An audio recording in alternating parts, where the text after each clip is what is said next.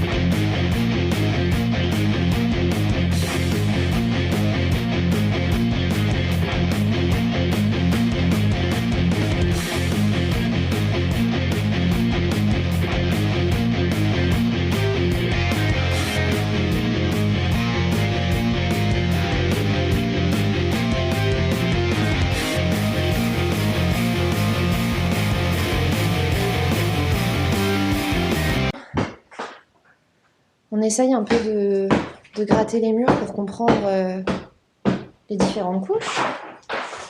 Donc ici, visiblement, on avait du papier peint, donc ce papier peint magnifique.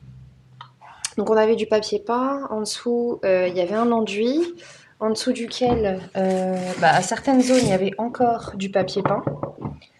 Là, visiblement, c'est un autre enduit, et si on regarde dans l'angle, on a essayé un petit peu de casser pour voir. Donc ce qu'on peut voir ici, c'est, je pense, la pierre de la maison.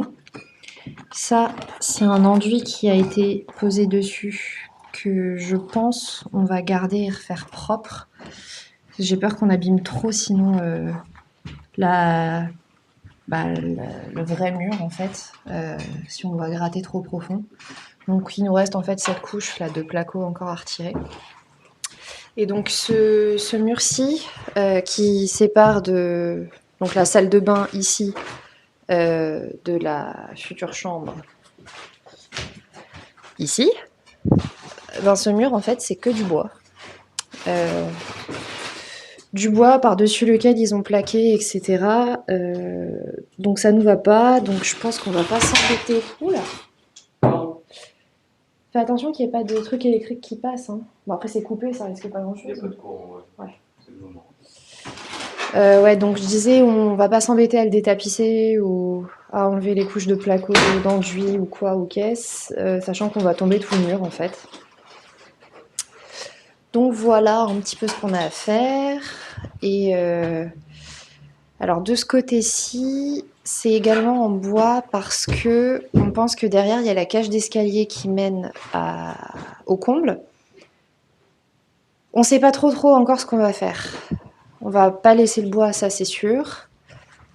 Maintenant, il faut voir comment c'est fait derrière, quoi. Donc, on verra bien. Il y a du boulot. Un petit peu. Donc, on est sur un moment de vérité. Qu'est-ce qu'il y a derrière ce mur de bois? Je sais pas si je vais réussir à l'enlever. Oh là là.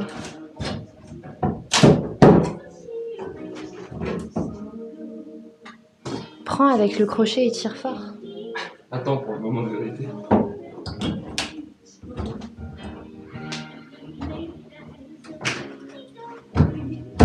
Alors moi de mon côté, je suis en train d'arracher tout ce mur. Enfin toutes les couches du moins. Après, on peut s'arrêter à ce niveau-là.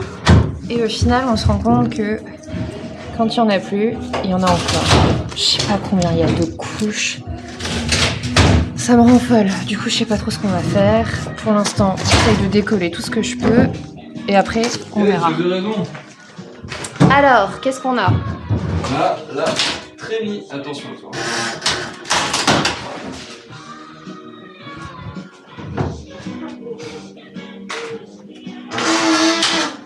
Ok. Donc on a... Voilà. Ouais. On a directement la cage d'escalier, quoi. Ah, mais... Tu me crois si je te dis qu'il y a du papier peint? Yes. Ok. Ça nous manquait. Oh, quel enfer. Donc en fait, on peut voir cet arrondi qui est lié en fait à la cage d'escalier. C'est un escalier en colimaçon. C'est magnifique. Bon, je sais pas trop ce qu'on va faire du coup. On va tout tomber. Puis on trouvera une idée. Au maximum le Du bois, bien parce que sûr. il est quand même En bon état, ouais. Il est un peu tapé dedans. Ouais, mais on pourra faire des choses avec. Et ça nous permet d'enlever l'installation électrique qu'il y a derrière, parce que là il y a des câbles qui courent. Effectivement, il y a des Taper câbles. ça, et trouver un moyen de mettre cet espace-là à profit, même si ça va pas être évident. Ouais, il est assez petit, on verra. Ouais. Je sais pas si on va fermer devant ou... Parce que c'est un peu dur de se projeter, mais là où se trouve Antoine actuellement. Bon, on aurait aimé faire une douche. C'est l'heure de la pause. Yes. Pause Bien bien méritée. Alors, qu'est-ce qu'on a fait? On a beaucoup détapissé. Moi, j'ai essayé d'enlever un maximum de plâtre dans la prochaine salle de bain. Ouais. Et toi, t'as décoffré?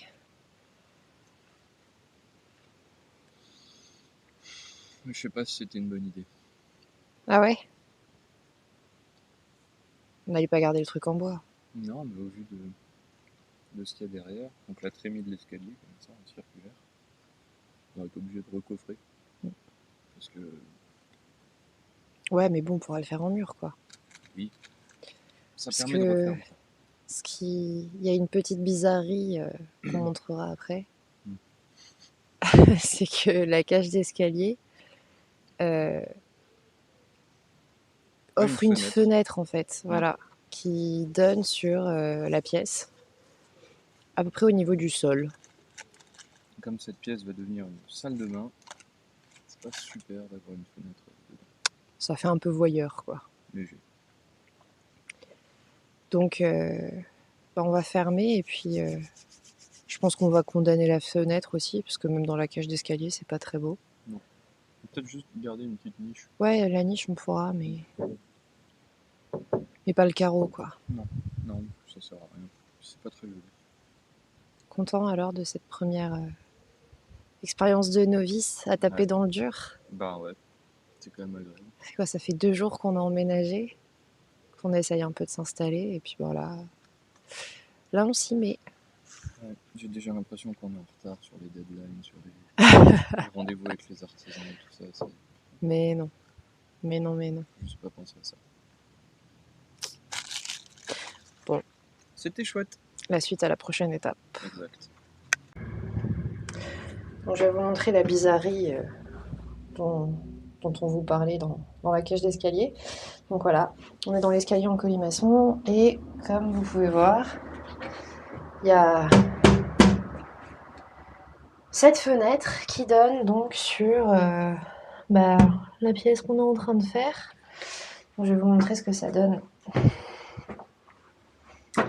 vu dans la pièce. Alors je vais juste poser ça là.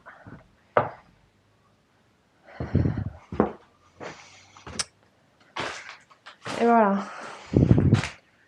Donc c'est le carreau en verre qu'on voit juste ici. Salut! Alors, je reprends aujourd'hui, on va continuer nos travaux. Alors, juste pour faire le point, je vais vous montrer un peu où on en est.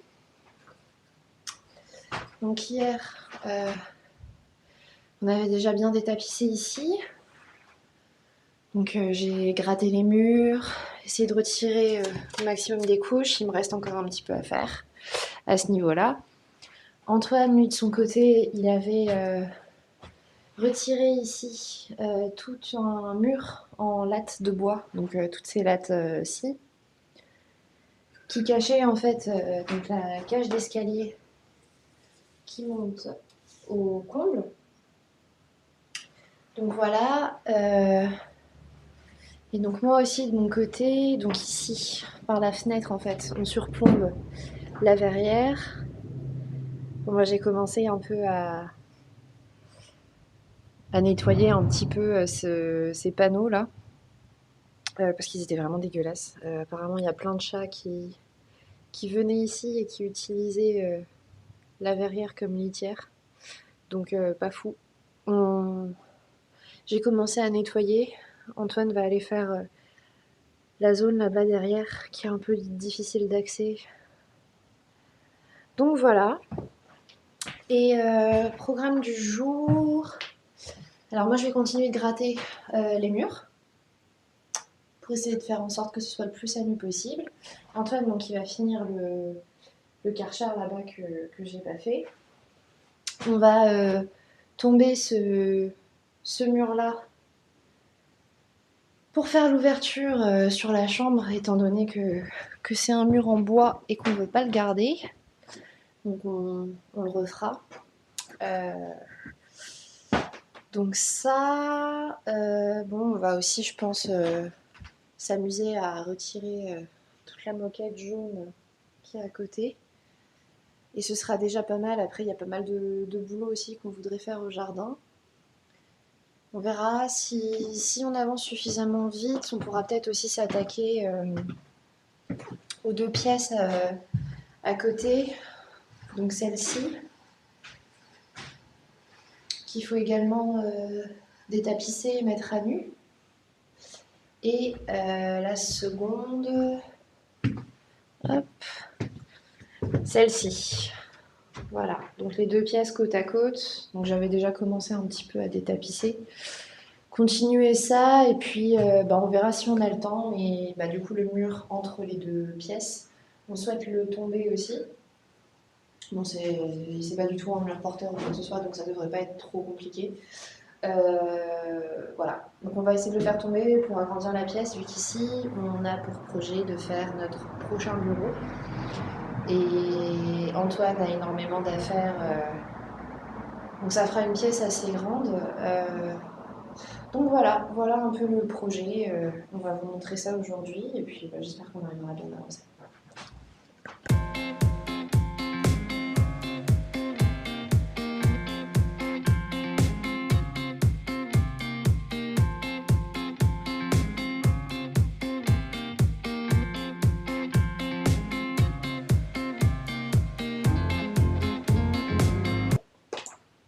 Je sais pas si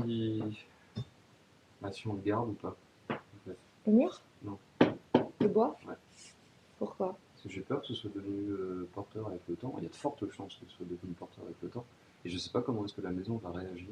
Je vois pas comment ça peut être porteur s'il y a des poutres. Parce que ça bouge. Les cloisons finissent par devenir ce qu'on appelle semi-porteuses. Parce que la maison, elle prend appui dessus. Et les poutres prennent appui dessus. Sur les vieilles maisons, c'est très très souvent le cas. Du coup, ce que je me dis, c'est comme on va garder la cloison ici,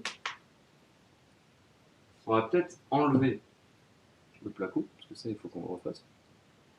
Et garder la structure en bois? Et garder la structure en bois qui est en dessous. Je sais pas. Parce qu'en gros, là, on se rend compte que derrière le placo, il y a vraiment Il fallait s'y attendre. plein de couches de bois. Ouais. Et je sais pas quoi faire. On sait pas quoi faire. Oh, pour moi, chérie, il faut arracher. Hein. Sur quoi tu te bases pour dire ça? Je vois pas comment ça peut être porteur. C'est pas ça qui soutient ce qu'il y a au-dessus. Si, ça peut.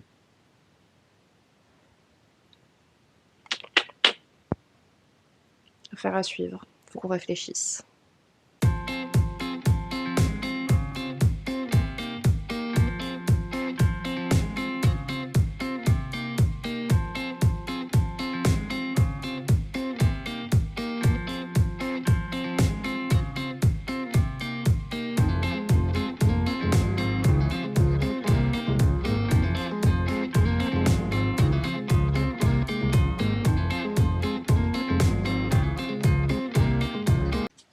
Je vous retrouve pour vous faire une petite update. Parce que ici, ça a pas mal avancé et en même temps pas suffisamment avancé, on va dire. Donc là, je suis dans la future chambre, donc toujours la même zone. Et il y avait une cloison en bois qui séparait de la salle de bain où on se posait la question, est-ce que ça porte ou pas? Ça ne porte pas. On a retiré la cloison pour ouvrir et bah voilà, c'était absolument pas porteur. On a un maçon qui est venu, qui nous l'a confirmé. La mauvaise surprise, c'est que toutes les cloisons de la maison sont faites comme ça. Et donc si je vous montre un petit peu, ah bah, je pourrais vous montrer à côté. C'est énormément de bois à gérer, c'est chiant, c'est vraiment très chiant. Apparemment, ils faisaient les maisons comme ça à l'époque, c'est-à-dire que c'est une sorte de grillage fait en bois, avec des lattes de bois, sur lesquelles ils mettent plein de clous et ils scindent le tout avec des lamelles de bois encore, et ensuite ils plâtrent par-dessus. Ils projettent du plâtre dessus. C'est un enfer à défaire. Je pensais qu'on irait assez vite à tomber des cloisons. Au final, ça fait une semaine quasiment qu'on y est. Et donc la gestion des déchets est aussi très compliquée parce qu'il y a tout le plâtre qui fait énormément de gravats, il y a tout le bois à gérer, à couper en petits morceaux. Enfin, je vous dis pas la galère. Donc pour vous montrer un petit peu ce qu'on a fait. Donc on a fait la salle de bain. On a ouvert. Donc toujours avec la trémie de l'escalier. Donc voilà un petit peu ce que ça donne. Donc quand je vous parle de gravats et de bois, on va dire que franchement là il reste plus grand chose. Quasiment tout est fait. Donc je me suis aussi occupée des murs de la future chambre. Donc voilà, et donc ici je pense que vous voyez, on a tombé aussi les cloisons qui étaient présentes. Plus tard ça va devenir un dressing. Donc on a tombé les cloisons qui pareil étaient en bois. Donc voilà, il reste encore un petit peu à gratter les murs. Et donc là on arrive dans la pièce qui deviendra plus tard le bureau. Donc c'était 2 pièces rejointes. Et hop, on a commencé en fait à tomber la cloison.